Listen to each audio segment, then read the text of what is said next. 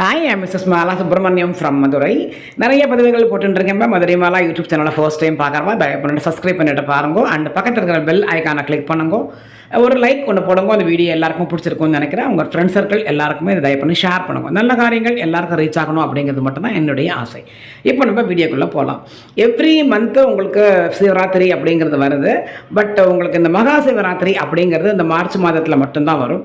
So அதுக்கு ரொம்ப புண்ணியம். ஜென்ரலாக என்ன சொல்லுவாங்கன்னா பெரியவா எல்லாரும் ரொம்ப புண்ணியம் பண்ணியிருக்கா, ரொம்ப தெய்வத்தோட இதுவாக இருக்கிறவா மட்டும்தான் இந்த விரதம் இருக்க முடியும் அப்படிங்கிற மாதிரி சொல்லுவாள். அதாவது சிவனுக்கே உரித்தான அவளுக்கு பிடிச்சவா மட்டும்தான். ஸோ அந்த மாதிரி ஒரு விஷயம் இருக்கிறதுனால முடிஞ்ச வரைக்கும் விரதம் இருக்கிறதுக்கு நீங்கள் பாருங்க. ஏதாவது சுகர் இருக்குது, எனக்கு ப்ராப்ளம் இருக்குது, விரதம் இருக்க முடியாது அப்படிங்கிறவா குளிச்சுட்டு விளக்கேற்றிட்டு 2 வில்வத்தை போட்டு வில்வத்தையும் புஷ்பத்தையும் வில்வ இலையும் போட்டுட்டு சிவபெருமானுக்கு ஒரு பொட்டுட்டு அவருக்கு ஒரு பாலோ இல்லை பழமோ என்ன நைவேத்தியம் இருக்கோ அதை நைவேத்தியம் பண்ணிட்டு அவருடைய சிவநாமத்தை நீங்கள் ஜெபிங்கோ. பஞ்சல நிறைய இருக்குது, சிவனுடைய நாமங்கள் இருக்குது. அவருடைய ஒரு நாமத்தை நன்னா ஜெபிச்சுக்கோங்க. வேறு ஒன்றுமே வேண்டாம். உங்களுக்கு பஞ்சாட்சரம் இருக்குது, திரியம்பக வைஜாமகி அது இருக்குது, மிருத்யுஞ்சய மந்திரம் சொல்லுவா இல்லையா. ஸோ நிறைய இருக்குது அவருக்கு. ஓம் நமச்சிவாயன்னு சொன்னால் கூட போகிறோம், சம்பு மகாதேவான்னு சொன்னால் போகிறோம், சர்வேஸ்வரான்னு சொன்னால் போகிறோம். அவருக்கு எத்தனையோ பெயர்கள் இருக்குது. ஸோ உங்களால் முடிஞ்ச வரைக்கும் கார்த்தால எழுந்து குளிச்சு மூழ்கி எல்லாம் பண்ணிவிட்டு சாமிகிட்ட விளக்கை ஏற்றி வச்சுட்டு அவருக்காக ஒரு விளக்கு நெய் விளக்கை ஏற்றினா ரொம்ப விசேஷம். அண்ட் அந்த நான் சொல்லியிருக்கேன் மத்தியில் அந்த பஞ்சகவ்ய விளக்கு அப்படிங்கிறது அது ரொம்ப விசேஷம். தயவு பண்ணி அதை 25 ரூபாயோ என்னமோ தான் இருக்கும். அதை வாங்கி அதில் நெய்யை ஊற்றி அழகாக ஏற்றுங்கோ. யாகம் பண்ணின புண்ணியம் நமக்கு கண்டிப்பான முறையில் கிடைக்கும். ஸோ அதையும் ஏற்றிட்டு பழத்தையோ இல்லை பாலையோ அழகாக வச்சு நைவேத்தியம் பண்ணிட்டு அவருடைய நாமாவை ஜெபிங்கோ. அப்படி விரதம் இருக்கணும் அப்படின்னா இதே மாதிரி எல்லாம் பண்ணிவிட்டு கார்த்தால எழுந்து விளக்கேற்றி குளிச்சு மூழ்கி எல்லாம் முடிச்சுட்டு நன்னா அவரை வேண்டிக்கிண்டு கார்த்தால ஒன்றும் சாப்பிடப்படாது, இல்லை எனக்கு கொஞ்சம் ப்ராப்ளம் இருக்குது என்னால் முடியாதுங்கிற பட்சத்தில் பாலும் பழம் கொஞ்சம் கொஞ்சம் இடையில சாப்பிட்டுக்கலாம். வெள்ளம் தண்ணி நீங்கள் குடிச்சுக்கலாம். அதுக்கப்புறமா திருப்பி மத்தியானமும் ஒன்றும் சாப்பிடாமல் இருந்து சாயங்காலம் ஒன்றுமே அதே மாதிரி எப்போ போல பாலோ பழமோ என்னத்தையோ சாப்பிட்டுட்டு அன்னைக்கு சாயங்காலம் கண்ணை முழிச்சுட்டு மறுநாள் காத்தால சிவதரிசனம் பண்ணிவிட்டு அதுக்கப்புறமா நீங்கள் சாப்பிட்டுக்கலாம். ஸோ இந்த மாதிரி பண்ணினேன்னாக்க சிவனுடைய அருள் பரிபூர்ணமாக உங்களுக்கு எல்லாருக்குமே கிடைக்கும் அப்படிங்கிற மாதிரி தான் ஒரு ஐதீகம். ஸோ நீங்கள் தயவு பண்ணி நன்னா அவரை வேண்டிக்கண்டு இந்த விரதம் இருந்தாலே போரும். நீங்கள் இந்த வருஷம் இருந்தேன்னா அடுத்த வருஷத்துக்குள்ளே கண்டிப்பான முறையில் ஒரு நல்ல ஒரு தீர்வு உங்களுக்கு கிடைக்கும். எல்லா பிரச்சனையும் முடிந்து ரொம்ப நன்னா இருப்பேன் அப்படிங்கிற மாதிரி தான் ஒரு ஐதீகம்.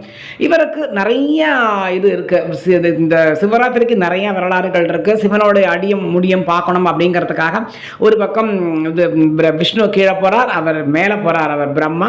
அப்படி போயிட்டு இருக்கும்போது தாழம்போ வந்து அங்கேருந்து கீழே விழுந்து நான் சிவனுடைய தலையிலிருந்து விழுந்தேன் அப்படின்னு சொல்றதுனால ஸோ இதை கொண்டு போய் காமிச்சு சிவனுடைய தலையிலிருந்து இந்த தாழம்போ விழுந்தது அப்படின்னு சொல்லி அதை ஒரு இதுவாக வச்சு நான் சிவனுடைய முடியை கண்டுவிட்டேன் அப்படிங்கிற மாதிரி சாட்சி சொல்லி சொல்றார் அந்த தாழம்போவை. அதனால அவர் வந்துட்டு இது ரூபமாக காட்சி அளிக்கிறார் இல்லையா, அவருடைய தீபம் ஜுவாலையாக காட்சி அளிக்கிறார். அப்போ என்னமா அவங்களுக்கு முடி தெரியாததுக்கு வாய்ப்பு இல்லை. அதனால இனிமேல் எந்த ஒரு இதுக்குமே பூஜைக்குமே தாழம்பூ யூஸ் பண்ண மாட்டான், சிவ பூஜைக்கு படாது அப்படின்னு சொல்லி அவருக்கு சபிச்சாச்சு.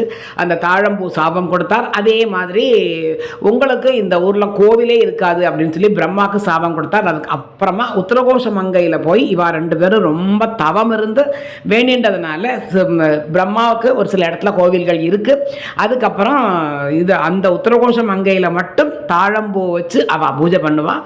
ஸோ அந்த மாதிரி 2-3 வரலாறுகள் நிறையாவே இருக்குது. பிரம்மா உலகமெல்லாம் அழிஞ்ச உடனே திரும்பியும் நன்னா 3-4 கால பூஜை இவள் பண்ணி நம்ம பார்வதி சிவனை நோக்கி பண்ணினதுனால திரும்பியும் அடுத்த இது உண்டானதாக ஒரு சரித்திரம் இருக்குது. இந்த மாதிரி 2-3 வரலாறுகள் இருக்குது. அந்த மாதிரி ராத்திரி 6:30 9:30 முதல் கால பூஜை, 9:30 12:30 2ஆம் கால பூஜை, 12:30 3:30 3ஆம் கால பூஜை, 3:30 காத்தால 6:30 4ஆம் கால பூஜை. இதே மாதிரி நீங்கள் முழுக்க ஈவன் உங்கள் ஆற்றுலையே நீங்கள் நன்னா சிவபெருமான வேண்டிக்கின்ற இருந்தேன்னாக்கா கண்டிப்பான முறையில் நல்லது நிறைய நடக்கும். வில்வத்தை தயவு பண்ணி மறக்காதீங்க. 4 வில்வ இலையை போட்டு அவருக்கு நீங்கள் பூஜை பண்ணுங்க. நித்திய பூஜை ஆற்றுல எல்லாருமே நான் பண்ணிட்டு இருக்கேன்னா, சிவபெருமான் இருந்தேன்னா இத்தனை சிலை இருந்ததுன்னா, லிங்க சிலையாக இருந்ததுன்னா அவர்கிட்ட இத்தனை பாலை ஊற்றி அவருக்கு பாலோ இல்லை சந்தனம் அந்த மாதிரி 2 விபூதி அபிஷேகம் அதெல்லாம் பண்ணி நன்னா விபூதி விட்டுட்டு காலங்காரத்தால் தயவு பண்ணி குளிச்சுட்டு விபூதி குங்குமம் இட்டுக்க மறக்காதீங்கோ. நன்னா பட்டையாக விபூதி இட்டுக்கோங்க. இட்டுண்டு நான் சொன்ன மாதிரி நீங்கள் பண்ணினேன்னாக்கா 100% நல்லது மட்டுமே நடக்கும். ஏன்னா எப்பேற்பட்ட கஷ்டங்களையும் தீர்த்து நான் தந்தேன்னு சொல்லி அத்தனை பேருக்கும் வரத்தை அள்ளி அள்ளி கொடுத்து அதுக்கப்புறம் அவரே பிரச்சனையில் மாட்டிக்கிட்டு மகாவிஷ்ணுகிட்ட ஓடுவார். என்னை அந்த அசுரன் துரத்துறான், நான் தான் அவனுக்கு வரம் கொடுத்தேன்னு. ஸோ தரத்துக்கு அஞ்சவே மாட்டார். அவர் கொடுத்தேன் தந்தேன் அப்படின்னு தான் சொல்லுவார். எல்லாரும் நன்னா இருங்கோ. 1000 காலம் இந்த மகா சிவராத்திரியை மறக்காதீங்கோ. ஓம் நமச்சிவாய.